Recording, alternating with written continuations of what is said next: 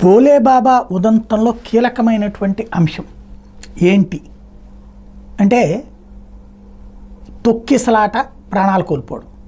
ఇక్కడ యోగి ఆదిత్యనాథ్ సర్కారుని నేను ఆ విషయంలో చేయాల్సిన అంశం గురించి ఒక వీడియో ఇంతకుముందే పోస్ట్ చేశాను. కానీ ప్రధానమైనది గుర్తుపెట్టుకోవాల్సినటువంటిది నిర్వహణ విధానం.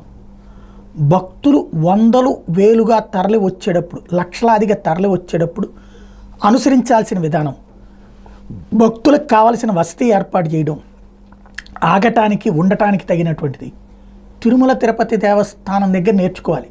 దేశంలోని అన్ని ఆధ్యాత్మిక కేంద్రాలు నేర్చుకోవడంలో తప్పేం లేదు. నిర్వహణలో తిరుమల తిరుపతి దేవస్థానం నెంబర్ 1.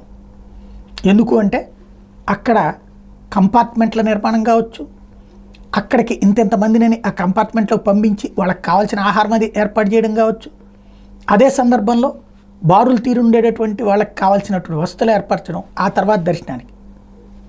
ఇది ఒక సిస్టమేటిక్గా నడుస్తూ ఉంటుంది. తొక్కిసలాట ఇక్కడ జరగలేదా? జరిగినాయి, తక్కువ కంట్రోల్ చేయగలిగాం. కానీ ఎక్కడైతే ఉత్తరప్రదేశ్లో కాశీ వెళ్ళి చూసేటటువంటి వాళ్ళకి తెలుస్తుంది. అందరికీ చక్కగా దర్శనం జరుగుతుందా? అక్కడ శివలింగం కిందకు ఉంటుంది, స్పర్శ దర్శనం చేసుకోవచ్చు. కానీ తోపులాట, తొక్కిసలాట ఆ చివరిలో ఉంటుంది. ఇక్కడ విఐపి బ్రేక్ ఒక సిస్టమ్ ఉంటుంది, మిగతాదంతా టికెట్లు రద్దీ నడుస్తూ ఉంటుంది. కానీ అక్కడ ఒకేసారి 4 వైపుల నుంచి ఓ పక్కన రికమెండేషన్ బ్యాచ్, ఇంకో పక్కన వాళ్ళు వీళ్ళ పైరువీలు ఈ నడుస్తూనే ఉంటుంది. డబ్బులు, లంచాలు అక్కడ విపరీతమైనటువంటి పరిస్థితి.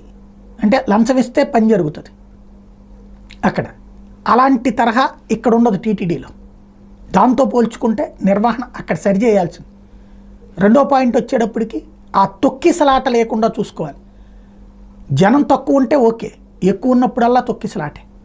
అయితే ప్రాణాలు కోల్పోరు, కానీ ఆ కంట్రోలింగ్ మెకానిజం అన్నటువంటిది, తోపులాట లేని మెకానిజం అన్నటువంటిది చాలా ముఖ్యమైనటువంటి. ప్రశాంతమైన దర్శనం, అలా వెళ్తూ దండం పెట్టుకుంటూ వెళ్ళిపోయే పరిస్థితి ఉండాలి. సరే, ఆ టైంలో లాగితే కోపం వస్తుంది, అది నో డౌట్. అంత కష్టపడి క్యూ లైన్లో వచ్చి ఇదేంటి అని మాట్లాడడంలో కూడా తప్పు పట్టాను నేను. కానీ అసలు సమస్య నిర్వహణ విధానం అన్నటువంటిది చాలా ముఖ్యమైనటువంటిది. అక్కడే కాశీలో ఉన్నటువంటి ఇతర గుళ్ళ దగ్గరికి వెళ్ళినప్పుడు కూడా ఒక సిస్టమ్ కనిపించదు జనాలకు సంబంధించి. ఆ సిస్టమ్స్ అన్నటువంటిది అంటే ఆధ్యాత్మికంగా పిలుస్తున్నాం దేశం నలుమూలల నుండి కూడా భక్తుల్ని పెద్ద ఎత్తున వస్తున్నారు అయోధ్యకి. అది టూరిజం ఇన్కమ్ అవుతుంది, అదే సందర్భంలో ఆధ్యాత్మికత పెంపొందించడానికి ఉపయోగపడుతుంది. కానీ తగిన విధంగా భక్తుల్ని ట్రీట్ చేసే సిస్టమ్ అన్నటువంటిది అవసరం. దీంట్లో సక్సెస్ ఉంది, లోపాలు ఉన్నది. సక్సెస్ని అభినందిద్దాం, లోపాలు సరి చేసుకోవాల్సిన అవసరం ఉంది.